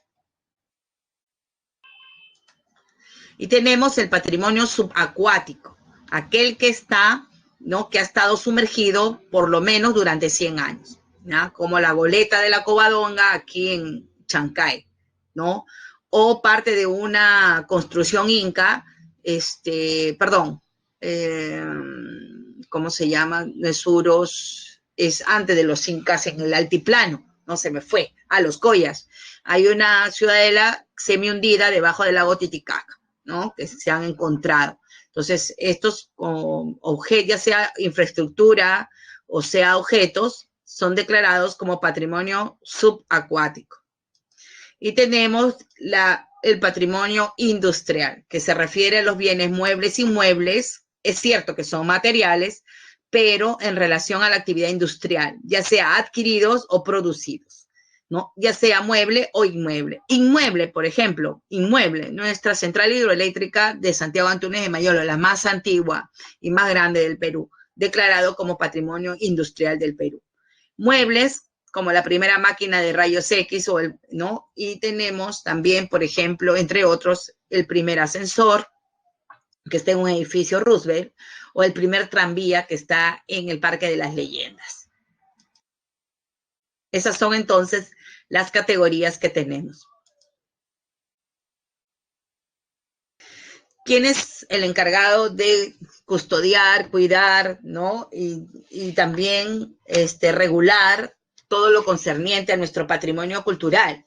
Pues obviamente es el Ministerio de Cultura, ¿no? Y a través de dos direcciones, la Dirección General de Museos y la Dirección General de Defensa y Patrimonio Cultural, ¿no? En el caso de la Defensa General, Dirección General de Defensa del Patrimonio, ellos se encargan no solo de defender, como dice su nombre, sino también de proteger, recuperar y repatriar incluso digamos, los bienes culturales, ¿no? Y el Perú ha repatriado ya muchos bienes que han sido, pues, sacados del país, ¿no? Y han sido devueltos.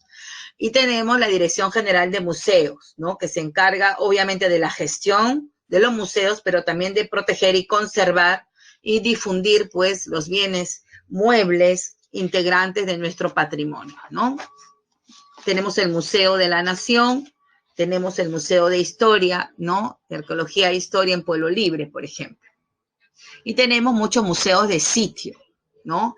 Recuerden que, bueno, ahorita se ha suspendido con lo de la pandemia, pero cada primer domingo de cada mes la entrada era gratis a los museos administrados por el Ministerio de Cultura, ¿no?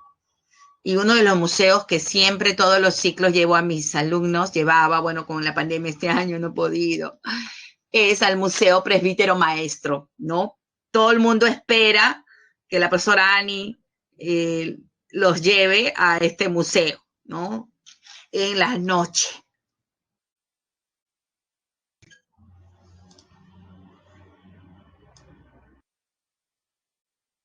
que bueno fuera que los pudiera llevar ahí a ver las tumbas de los presidentes, ¿no? De la República Aristocrática, de las tumbas de los héroes de la guerra con Chile, ¿no? Y la visita nocturna es la más espectacular, pues, que hay, ¿no? Todo eso se ha suspendido, ¿no? Las salidas lo que más extraño de mis clases son las salidas de campo, ¿no? Con mis alumnos.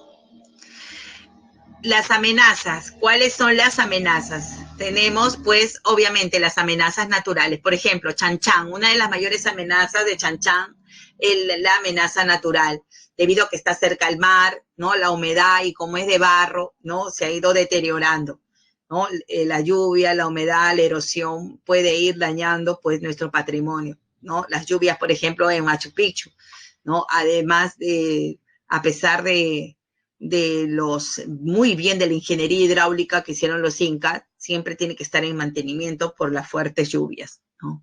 Pero lo peor que ha dañado a nuestro patrimonio, además de las amenazas naturales, en realidad son las amenazas humanas, ¿no? Muchas invasiones, ¿no?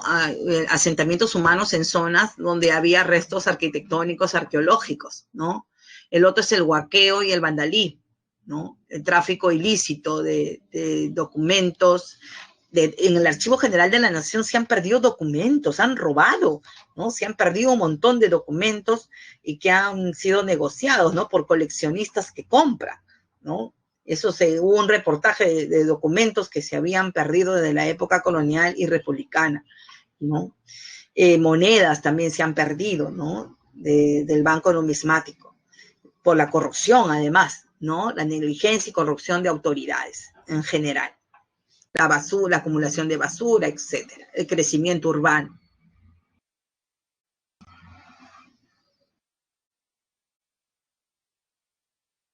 Muy bien. Además de nuestro patrimonio cultural, tenemos también el patrimonio natural, ¿no? Y aquí ya no interviene el Ministerio de Cultura. Obviamente el ministerio que ha intervenido es el Ministerio del Ambiente. De acuerdo a los artículos 66 y 68 de la Constitución Política del Perú y el reglamento de la Ley de Áreas Naturales Protegidas 26834, estas constituyen patrimonio de la nación, ¿sí? Y además se señala que son de dominio público, por lo que la propiedad sobre ellas, en todo o en parte, no puede ser transferida a particulares, ¿no? Entonces hay un sistema nacional de áreas protegidas del Estado en donde todo lugar, todo espacio que haya sido declarado como área natural protegida dentro del SINAMPE no puede ser transferido a particulares, ¿sí? Su condición natural además es mantenida a perpetuidad. En estas áreas naturales protegidas puede, permitirse el uso regulado de las mismas y el aprovechamiento de los recursos ubicados en ellas. O, determinarse la restricción de los usos directos. O sea, puede restringirse, puede prohibirse el uso directo o puede regularse su uso. Eso ha hecho que nuestras áreas naturales protegidas se dividan en dos grupos, ¿ya?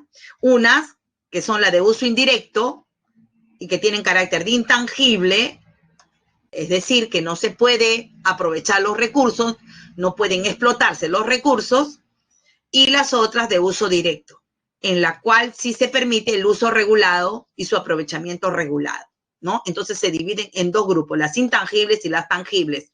Las intangibles son las de uso indirecto. ¿Por qué dice uso indirecto? Por ejemplo, yo puedo visitar aquí, miren esta imagen del Parque Nacional de Baguajasonene. Yo he ido a este parque, ¿no? He visitado con permisos, ¿no? También con un grupo de estudiantes. Hemos ingresado al GEAT, ¿no? Con fines de estudio, ¿no? Estudio del ecosistema. Entonces, está permitido con fines turísticos en algunas zonas y de estudios, ¿no? Del ecosistema. Por eso ese uso indirecto. Puedes entrar al MANU, ¿no? Entonces se pide la autorización para el ingreso al MANU. Y así otros parques. Pero nada más. No está permitido la explotación, correcto, de los recursos en la zona. Y tenemos los santuarios, como el de Wayai, en la cual, pues, visitan muchos turistas todo el año, ¿no? Entonces, es una actividad indirecta, ¿ya? En este santuario nacional se protege de manera intangible las formaciones naturales de bosques de piedras, pero también las comunidades de plantas y animales. Pero tenemos la reserva. Esta de aquí sí es tangible, por ejemplo, la de Paracas, en donde además del turismo se desarrolla actividades pesqueras reguladas, no por ley, ¿me entienden? Como la reserva de Pacaya Samiria también. Entonces, en estas áreas naturales protegidas, como las reservas paisajísticas, las reservas nacionales, los refugios de vida silvestre, sí se permite el aprovechamiento regulado de los recursos, ¿no? Entonces, tenemos nuestro patrimonio. Nosotros vamos a profundizar este tema en geografía, ¿no? Vamos a hablar de los parques que protegen específicamente las áreas y santuarios principales. Bien, mucho de nuestro patrimonio material e inmaterial, natural y cultural han sido declarados como patrimonio de la humanidad, ¿sí? Esto es un programa que ha creado la UNESCO para valorar, ¿no? Digamos, las evidencias de la cultura de los países, pero con, digamos, una trascendencia mundial universal, para que sea declarado un lugar, ya sea cultural o natural, o una fiesta costumbrista tradicional como patrimonio de humanidad, el país tiene que solicitar su inscripción. Y la UNESCO lo evalúa. Y si considera que tiene un valor universal, pues entonces emite una resolución. ¿Qué beneficios hay que se declare como patrimonio de la humanidad un lugar correcto, natural o cultural, o una fiesta tradicional? Pues bien, recibe apoyo de la UNESCO, ¿no? Apoyo financiero, ¿ya? Y apoyo técnico también, en el caso de los patrimonios culturales y naturales, ¿no? Para su protección. Si un bien escrito pierde, correcto, las características por las cuales había sido incluido por la UNESCO, entonces también puede ser excluido. O sea, es un, digamos, es un título temporal. Mientras se mantenga las características de ese patrimonio, seguirá siendo apoyado por la UNESCO. La lista es larga en el Perú y tenemos, por ejemplo, dentro de lo que es patrimonio material de la humanidad, muchos lugares culturales. Caral, el centro histórico de la ciudad de Arequipa, Cusco y Lima. Chanchán, por ejemplo, Chavín, las líneas de Nazca y que he caminado. Caminé en alguna oportunidad desde la central hidroeléctrica hasta Machu Picchu, ¿no? Por el camino Inca. Muy angosto. Esto no es nada. Esto de aquí, hay otros que, más angosto, ¿no? Puro precipicio, ¿no? Entonces, pero ahí está, pues, ¿no? La aventura, ¿no? De caminar como los chasques en el Capac Ñán. Y tenemos los que han sido declarados Patrimonio Material de la Humanidad naturales, que son dos, el Manu y el Parque Nacional de Huascarán. Y tenemos dos mixtos. ¿Por qué son dos mixtos? Porque Machu Picchu, por ejemplo, el Ministerio de Cultura señala que Machu Picchu es un patrimonio cultural material, inmueble, ¿correcto? Pero el Ministerio del Ambiente señala que es un santuario histórico, ¿correcto? Y un santuario histórico es aquel espacio natural que se encuentra alrededor de un, digamos, lugar cultural. Y entonces por eso que la UNESCO lo ha declarado en la categoría mixto, porque se protege la ceja de selva que rodea a Machu Picchu y también Machu Picchu. Es igual lo que ocurre aquí con el Parque Nacional del Río Abiseo. Se protege todo el río Abiseo, su flora, su fauna, el monochoro de cola amarilla, etcétera, pero también se protege el valor cultural, el Gran Pajatén, ¿no? Por eso es que estos dos están dentro de la categoría de mixtos. Y tenemos también el patrimonio inmaterial, ¿no? Y dentro de lo inmaterial se declara inmaterial a la cultura viva, ¿no? Y habíamos señalado el arte, la danza, las ceremonias, ¿no? Digamos, las leyendas, tradiciones orales, ¿no? Etcétera. Uno de los que más me ha impactado dentro de estos patrimonios naturales que tenemos es el Quehuachaca. Me dicen si se ve, por favor, en el...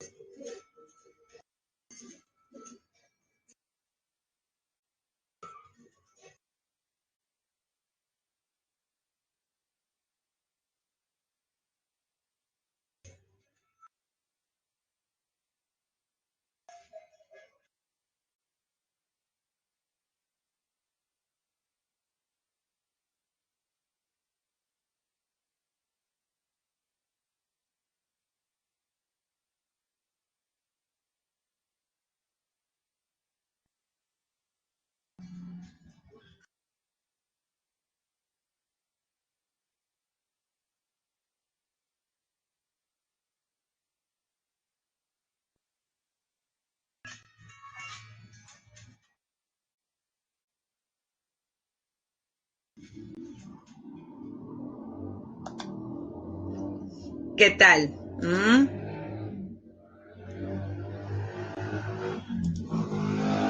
Este es el puente Quehuachaca, ¿no? Está en el Cusco, en Valle Norte, ¿sí? Pueden ir en junio, ¿no? Es toda una ceremonia, ¿ya? Este puente lo colocan todos los años y lo sacan y vuelven a colocar el que han tejido a lo largo de todo el año. Como observan, participan 1,000 personas, ¿no? En su fabricación. Este puente por eso es considerado como un patrimonio inmaterial, no material, ¿correcto? Por su valor, digamos, dentro de la historia del Perú. Es el último puente inca y lo tejen tal y como lo tejían nuestros incas, ¿no? Así que cuando vayan al Cusco, no solo vayan a Valle Norte, la mayoría de los tours te invitan a Valle Norte, pero el Quehuachaca está en el Valle Sur, ¿no? En el río Apurímac. Excelente, ¿no? Entonces, por eso ha sido declarado como Patrimonio de la Humanidad, ¿no? También, pues, nuestra gran fiesta de la Virgen de la Candelaria, ¿no? Yo les pasaría videos y videos, pero no hay mucho tiempo, ¿no? Y esta de aquí, esta danza que imita el vuelo de los cóndores, ¿no? Del Valle del Colca, declarada en el año 2015 en Arequipa. Y la famosa guaconada, por ejemplo, ¿no? Una danza ritual, ¿no? De mito, también declarada en el año del 2010, inscrito, ¿no? Aquí la UNESCO apoya, ¿no? Todas estas celebraciones. Y vienen muchos turistas, bueno, venían, extraño, porque ya yo hubiera viajado 3 veces, ya en este año yo viajo, siempre realizo 3 viajes al año al interior del país, ¿no? Llevando a mis alumnos para que conozcan, pues, nuestras costumbres, nuestras tradiciones. Y tenemos también, además de nuestros bienes materiales e inmateriales, también tenemos documentales, ojo, que han sido declarados como patrimonio de la humanidad, ¿no? Y tenemos, pues, aquí el protocolo ambulante de los conquistadores, o llamado libro Becerro, ¿no? Que ha sido uno de los primeros libros y que es el primer testimonio escrito del proceso de occidentalización que llevaron a cabo los españoles, ¿no? Y cómo se fue instaurando las instituciones españolas aquí en América, ¿no? En América Latina, ¿no? Este libro además ya ha sido digitalizado, ¿no? Por el Archivo General de la Nación. Y no solamente es un patrimonio documental del Perú, pues porque acuérdense que el virreinato, pues, bueno, en época de los conquistadores todavía eran las gobernaciones, ¿no? Abarcaban, pues, varios de nuestros países. Y tenemos las primeras ediciones peruanas sudamericanas, ¿no? Son 39 libros, ¿ya? Editados entre 1584 y 1619. ¿No? Y son testimonio también del primer encuentro que tuvieron los españoles con la cultura y civilización de los incas, los llamados cronistas, ¿no? Entonces se dedicaban a escribir y recapitular todo lo que ellos pues encontraron en nuestras sociedades prehispánicas. Muy bien, ¿alguna pregunta? Miren, acá tenemos de aquí, como les pasé el video. Aquí tenemos algunas también evidencias del patrimonio inmaterial, Y otros de los que también me ha impactado mucho es el arte textil de la isla de Taquile. He tenido la oportunidad de ir hasta la isla de Taquile y compartir aquí con la población, ¿no? O sea, Natalia, es el quien declara patrimonio cultural, es el Ministerio de Cultura, con su resolución ministerial, correcto. Entonces, ya sea inmaterial, ya sea material, la resolución la emite el Ministerio de Cultura. Para patrimonio natural, lo emite el Ministerio del Ambiente, ¿ya? Así es. Pero acuérdate que no necesita incluso ser declarado, ¿ya? Porque si existe la presunción legal, acuérdense, entonces inmediatamente tienen que dar informes si se encuentra vestigios, ¿no? De la época prehispánica o colonial, por ejemplo. Una vez hubo que estuvieron haciendo pues excavaciones en el centro de Lima y encontraron un cañón, no sé si se acuerdan de las noticias, ¿no? De esta época colonial, ¿no? Entonces, inmediatamente tienen que dar informe al Ministerio de Cultura, porque existe la presunción legal de que es un patrimonio, ¿no?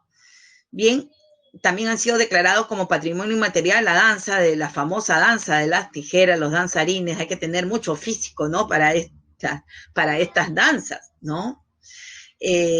Pero también ceremonias como el sistema tradicional de jueces de agua, de corongo, o de aquí, esta peregrinación que todavía no he tenido oportunidad de participar, que es la peregrinación al santuario del Señor de Coyuriti, ¿no? Que ha sido declarado también en el año 2011 como patrimonio, ¿no? Recuerden que todas estas evidencias culturales inmateriales o materiales que han sido declarados como patrimonio de la humanidad, lo van a hacer mientras se mantenga, correcto, se mantengan las costumbres, tradiciones y se mantenga, digamos, el equilibrio dentro de estas actividades también, ¿no? No se distorsione. Machu Picchu una vez casi le quitan el título de Patrimonio de la Humanidad, ¿no? La UNESCO encontró varias irregularidades.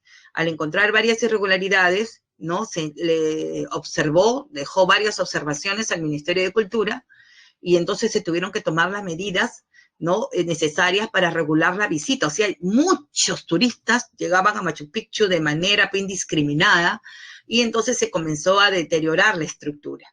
Hoy hay 2 turnos, ¿no? Hay 2 turnos y también hay establecido una determinada cantidad de turistas, ¿no? La última vez que fui a Machu Picchu se podía ingresar con un solo ticket 2 veces, ¿no? Ahora no, ahora solo una sola vez. Y hay 2 turnos, como le decía, uno hasta las 11, ¿no? Y el otro de 11, entonces hasta las 3 creo nada más. Y antes era hasta las 4. Yo ingresé la última vez que fui en el año 2017, entré a las 8 de la mañana y salí a las 4 de la tarde, imagínense, ¿no? Di 2 vueltas.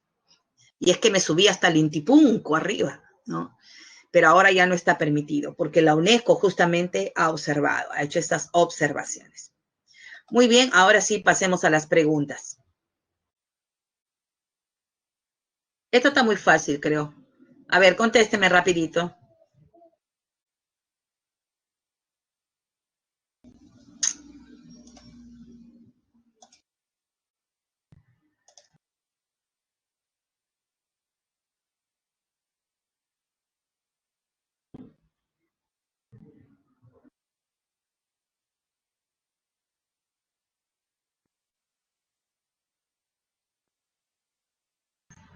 Lean bien, no se me equivoquen.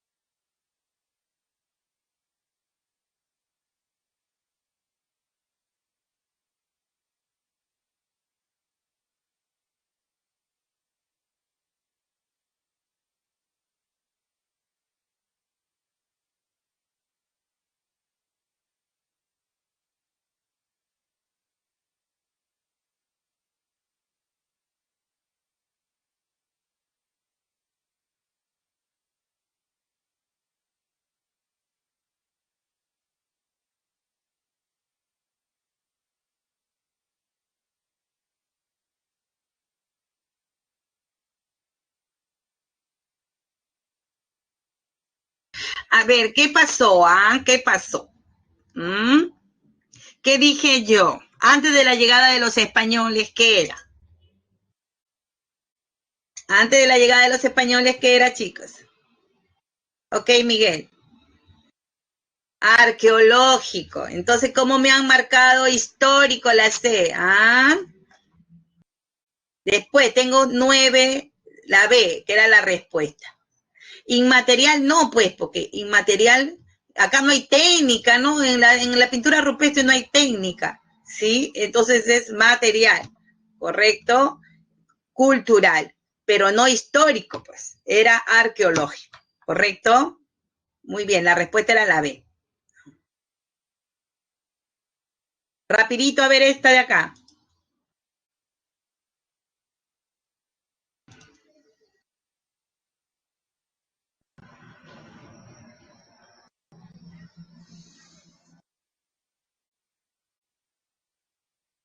Y espero que no se equivoquen,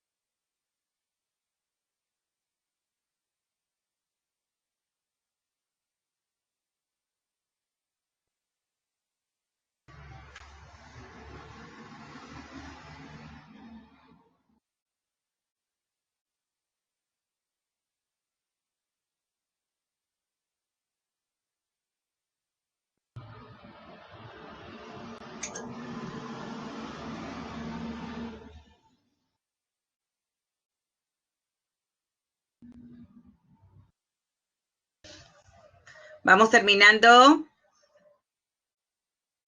Muy bien, a ver qué pasó. Ya la mayoría esta vez sí no se equivocó, ¿no? La respuesta era pues la D. 3 y 4 son históricos, Machu Picchu es arqueológico. Si bien es cierto, tiene la categoría de santuario histórico, pero que es una categoría, aunque dice histórico natural, sí, Miguel, gracias. Entonces, acuérdense que Machu Picchu dentro del patrimonio cultural es arqueológico, además de tener la categoría de santuario histórico, pero por el Ministerio del Ambiente, ¿correcto? Que es aparte, es una categoría aparte, ¿ya? Y los geoglifos de Nazca también arqueológicos, ¿ya? La respuesta era la D, entonces. Muy bien, hemos terminado, hacemos la encuesta docente, las claves primero, ¿ya? Vamos copiando las claves mientras que van resolviendo la encuesta docente.